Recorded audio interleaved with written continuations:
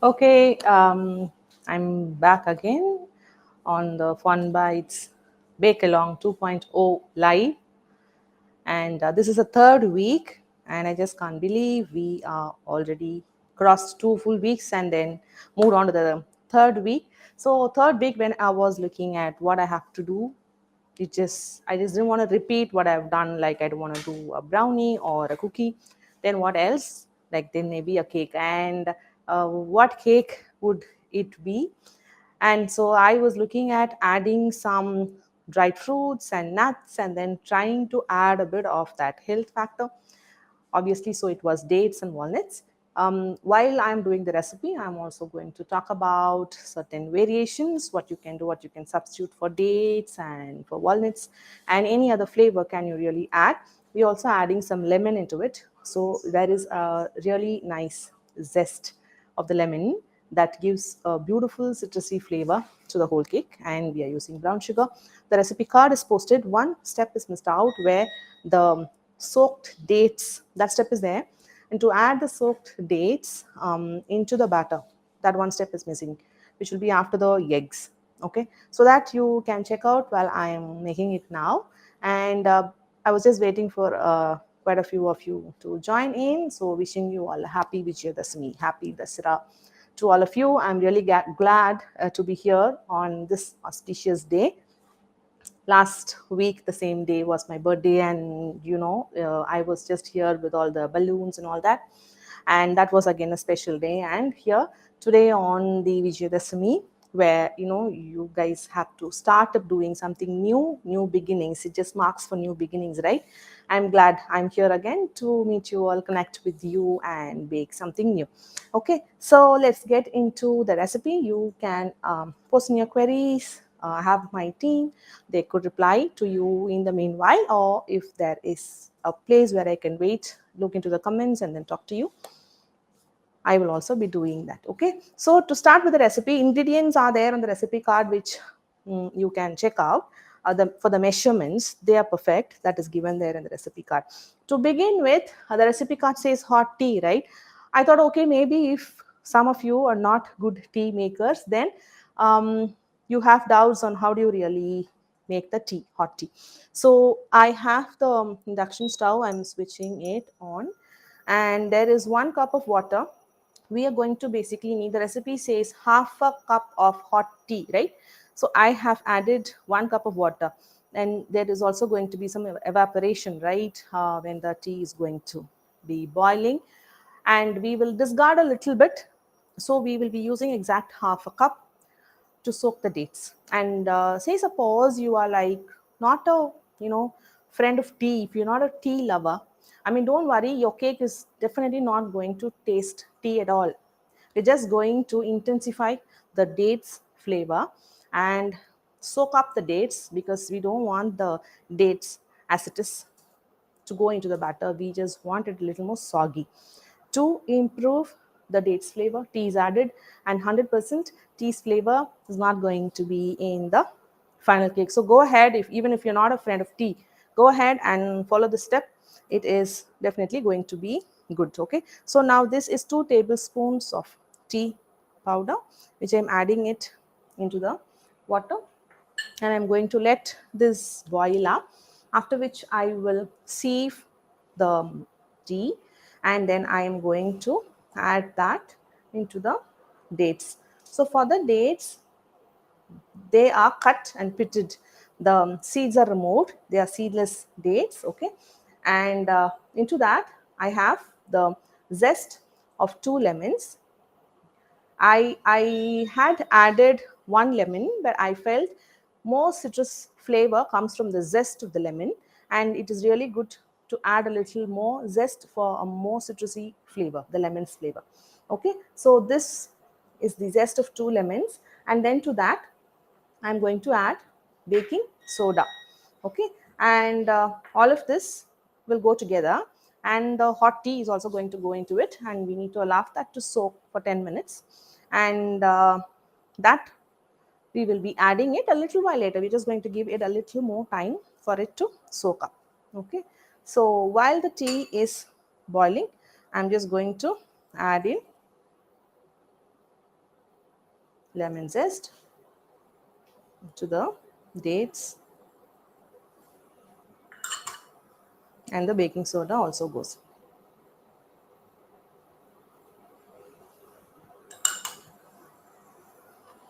Okay, that's a really nice aroma of tea.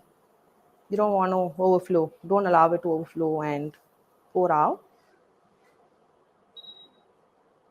Just going to leave it for a few more seconds for the tea's flavor to seep into the water, after which then I have the sieve with me, which I'm going to use to filter it out. I'm also going to measure half a cup uh, and then pour only the measured hot tea into the dates, lemon zest, and the baking soda.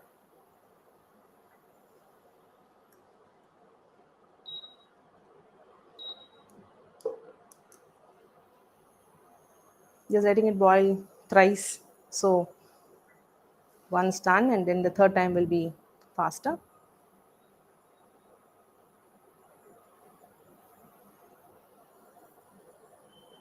Okay, so I'm just going to switch this off. Just going to keep the tea in here. I'm going to leave the induction stove down, and now I'm going to measure half a cup. I don't want to let it cool down because we want the hot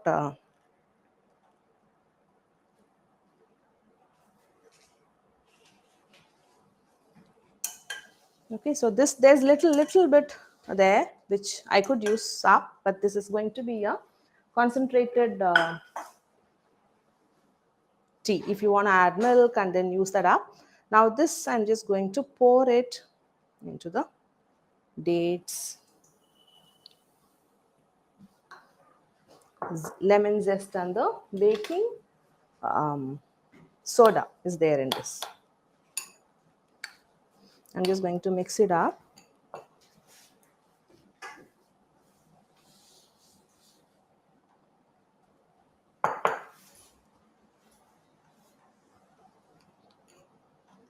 And this is going to need some time to soak up. Maybe you could do this step like say 15 minutes before you are going to start with the rest of the process, which is we are going to then start with beating the butter, right? So now allow this to soak, set it aside. Now to keep your dry ingredients ready will be the next step, for which I have a bigger bowl. And then into the sieve, I will be adding the all-purpose flour,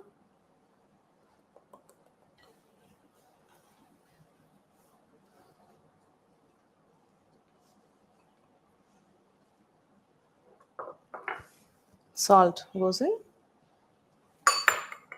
and then baking powder. Now I'm just going to sift them together and set it aside. Now the oven is already being preheating at 160 degrees C. You can, depending on the size of the loaf pan, you can decide the temperature between 60 to 180. If you're baking the same thing in a flat pan, which is like say maybe if it is wider, then you can bake it in 180. But the pan, because it has to be a loaf, because I'm calling it dates walnut loaf. Now I'm setting this aside, the sifted dry ingredients. Now I have a loaf pan. It's a paper mold, and this is quite fine. You could pour the batter and you could gift it off as it is, and you really don't have to butter and flour. But just to be safe, I have brushed it with pan release. Otherwise also in this mold the cake would come out easily, not to worry. Now because this is not a very wide bottomed pan, right, and this is quite tall, now the batter needs some time to rise up evenly. For that reason, if you are going to bake it in loaf pan, then you have to bake it at 160, because you don't want to give high temperature allowing it to rise quickly, and then the sides will stop baking and the center will still keep baking and then break and crack on the top. So to avoid having cracked top, bake at 160 degrees, and it is okay if you're maybe baking that in a round tin, which has a broader base, then you could bake it at 180 degrees as well. I'm setting this aside, so the pan is also prepared and ready. Now let me just get the stand mixer, and into that I'm going to add butter. So the butter goes in. Butter is in room temperature, which means it's been taken out of fridge, say maybe an hour before. Butter is added, and onto that I'm going to add the powdered brown sugar, because the brown sugar crystals are quite big these days. So even when the recipe calls for brown sugar, I prefer powdering it a little bit so it properly gets incorporated. You don't have to powder it too much, but powder as much that it will help creaming the butter and the sugar. This process will be really good if the brown sugar is processed a bit. I'm just going to start beating this. As the beater is going to run, it could be noisy, and I'm going to allow it to beat for 3 to 4, 5 minutes on medium high speed until you see the mixture turns pale, creamy and light.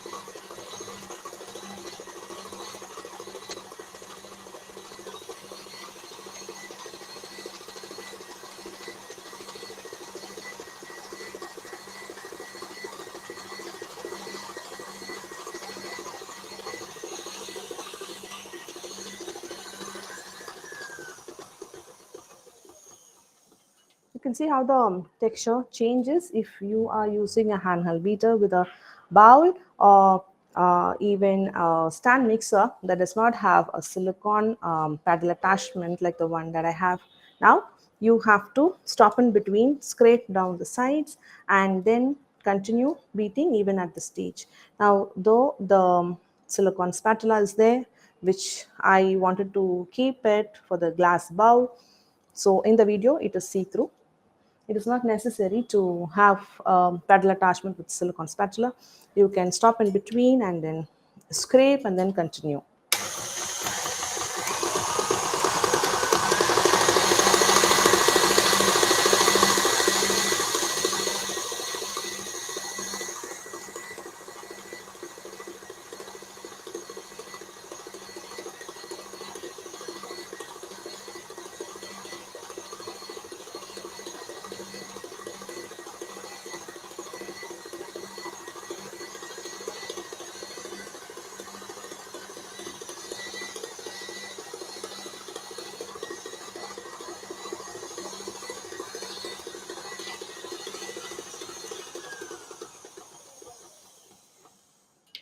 You can see the colors changed, and it's nice and pale now with a color that you can see on the top, and this is quite pale now, right? So this is what we are looking at, and that will take as much time as it's taken here in the live. And if you're using maybe a handheld beater, maybe if it takes long, you can continue beating to get to this consistency of the butter and the powdered brown sugar together.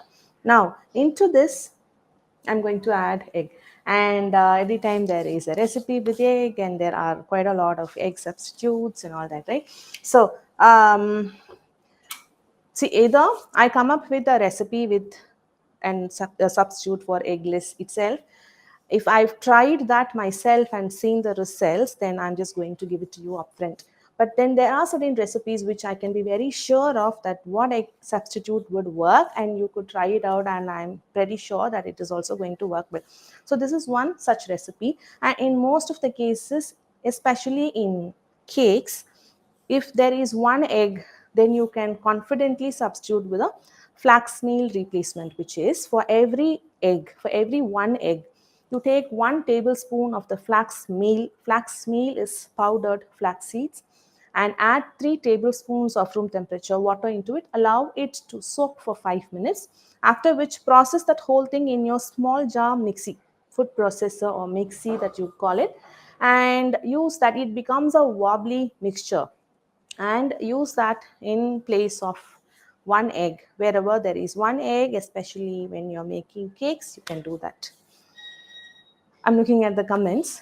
It's been highlighted by my team now.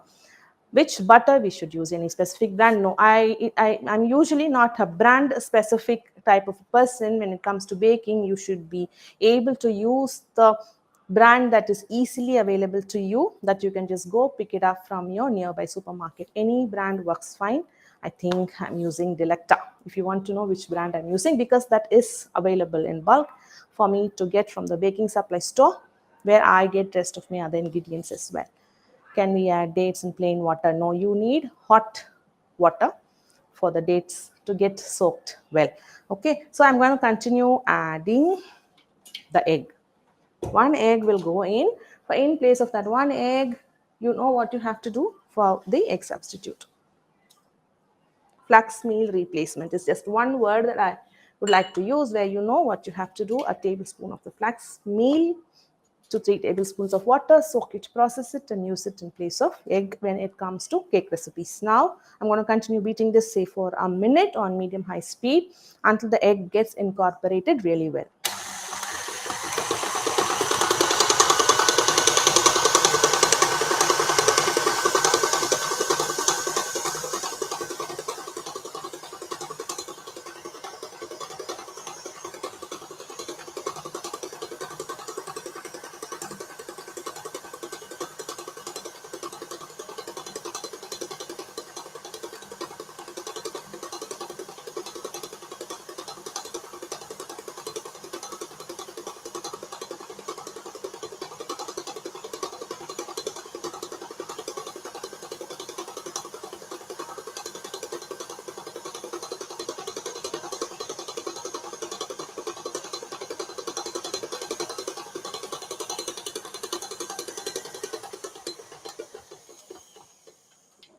So now the eggs are beaten well. I'm just scraping the sides.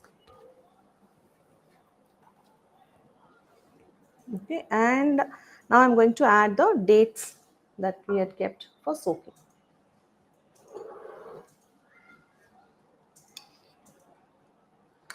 So it's cooled down now. The hot tea that we poured is cooled down. I'm just going to add it in. I can just smell through the really amazing flavor of the lemon zest that was added, and I'm also going to add the lemon juice at the stage, because it really adds into the lemon's flavor. That's the juice of 2 lemon. Okay, and this I'm just going to beat.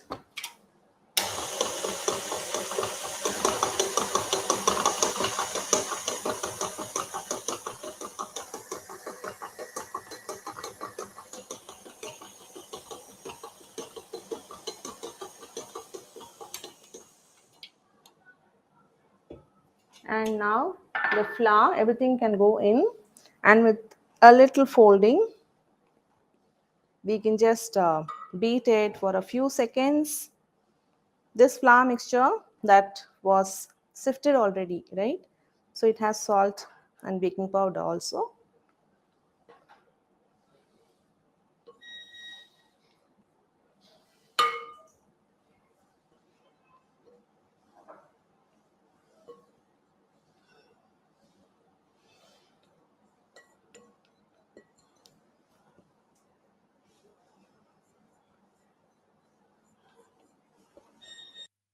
So the flour is gone in. At this stage, let me just beat this until incorporated only, and then the walnuts has to go in. That will be the last step. I do not want the flour to just splatter out. For that reason, let me just mix it up. And once the dry and the wet combines a bit, after which beating becomes a little mess free. Okay, so now it all looks combined, right? After which just need to beat for few seconds. You can see the batter is just all going to come together.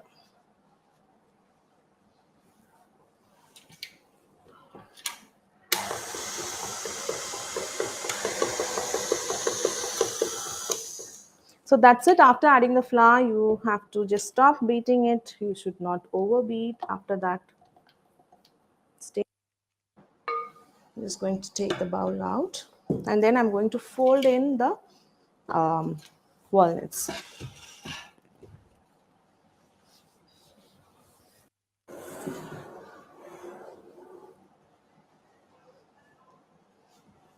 It's going to scrape down all the batter.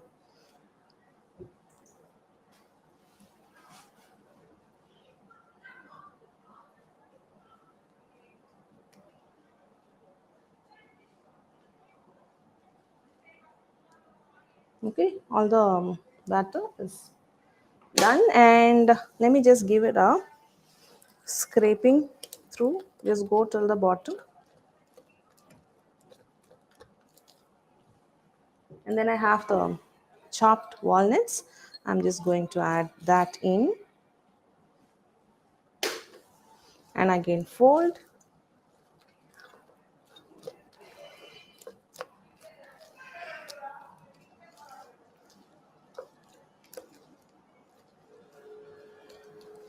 Okay, so now this has to go into the prepared pan. Now this pan size, I'm sure this is about 2 inches bottom, and I think that's just 7 inches. The length and the breadth is 2 by 7. It is a quite smaller for this quantity of the batter. So I have some extra muffin pans, which I'd used in the morning today when I just came over to bake it, keep it ready, because once this goes into the oven, I don't keep you guys waiting, right? So there is already a loaf that is out of the oven, which I haven't unmolded yet. I'm going to unmold with you. Now, how much can you fill up to avoid the top from cracking, right? This much should do. Like every time, there should be just about 2/3 full, not more. If you fill up more, then you're going to have, it's not going to overflow, but then it could crack up, and that we are just trying to avoid. Um, can I have the blue muffin pans there, the mini individual silicone muffin pans I have.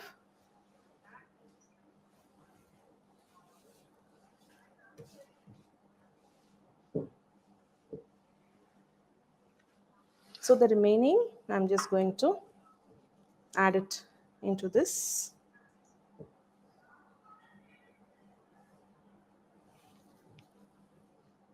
Again here, don't overfill.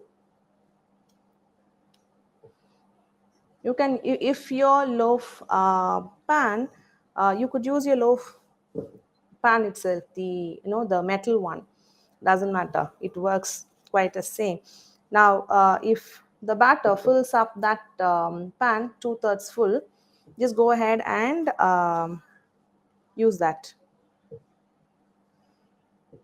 and fill it up. Okay, you have to be just sure, just because you have the batter, and now if the pan is too small, now this is what you will do not overfill the pan that you have.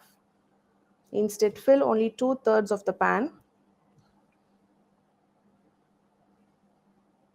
Okay, and the rest will go into, say, maybe another small paper mold, or maybe I didn't have another smaller paper mold, the round ones which are good, that you can use to um, fill up or maybe have another smaller version of the same thing.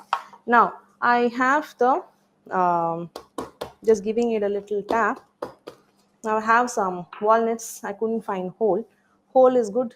Broken is fine as well. Then for more slices you have each slice have one walnut. Just go ahead and decorate the top with walnuts. You don't have to toast them; they'll get baked. Okay, so it is up to you to decide if you want to add more, or you can just keep it in the middle. And so this has to go into the oven to get baked at 160, because of the span that is taller and the base is not as wide. So it has to go into the oven to get baked at 160 degrees Celsius for about 25 to about 30. The timing is also for this pan. It took 30 minutes, or you have to keep for 25 minutes initially, and then take it out and until a toothpick inserted into the center of the cake comes out clean. Until then, it is anywhere going to be between 25 minutes to about 30 to 32 minutes, not more than that, or you're going to have dry cake. So you have to be sure the moment your toothpick comes out clean, you have to take it out of the oven and allow it to cool, and you are ready to eat it when it is warm itself. So I'm just going to put this in, send it to the oven, and get the loaf that was baked today morning.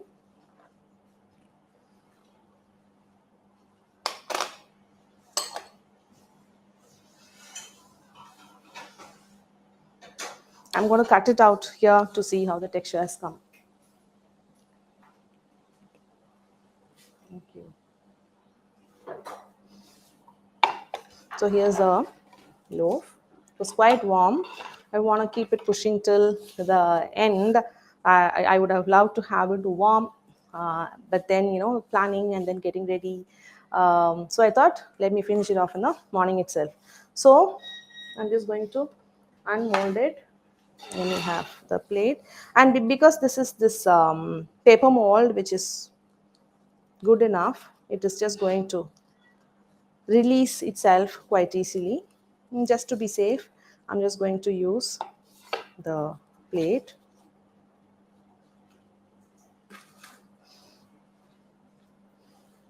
Put it back straight.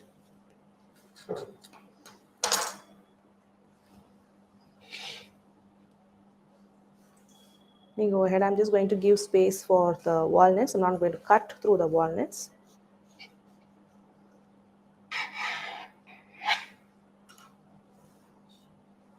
Okay. This looks really moist and very, very soft. Let me cut through one more.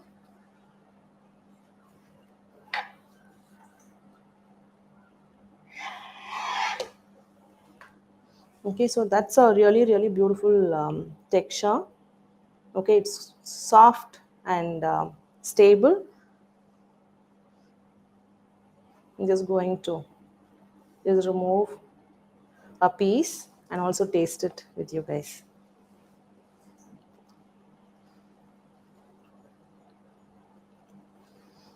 I have walnuts in every bite. I tasted this during the trial runs and today morning as well. The extra muffin cups, they all tasted. I really like how the dates is nicely incorporated throughout. You can see this entire color comes from the dates that is soaked up. The walnuts are finely chopped, so I have walnuts in every bite. And you will like it plain as it is. But then if you think you have to add a little bit more sweetness, like maybe if you are going to serve it out to kids, then maybe a lemon glaze on top. And if you're going to glaze it, you can avoid the walnuts that's decorated on the top, and glaze is a bit of icing sugar sifted, and lemon juice itself, you don't need to add water. And once you have a consistency where you can pour it on the top and allow it to drip to the sides, And then when you bite through that, there is going to be extra citrus burst from the lemon glaze, which is nothing but icing sugar and lemon. Okay, so I think we've come to the end of the third week of Fondbites Bake Along 2.0. Okay, and okay, mm, so this loaf, for the variations, you could replace the dates with raisins, okay, and the walnuts with almonds. Now if you're using raisins, you can avoid the tea and use hot water and soak up the raisins in hot water, and in place of walnuts, add slivered almonds, or you could use regular almonds and then chop them and put it into the batter as well. And instead of lemon, you could do orange zest and orange juice, but not the juice of two oranges. Obviously, one orange would do. And mm, orange juice, if you're using, maybe a quarter cup should do fine, because that is the quantity of the lemon juice that we had used now. So you can obviously use any other dried fruits for that matter: fig, apricots, raisins, and different kinds of raisins that you would like to add. So whatever could go into the rich fruit cake, Christmas cake, that definitely we'll be doing it before the Christmas, sometime in November itself.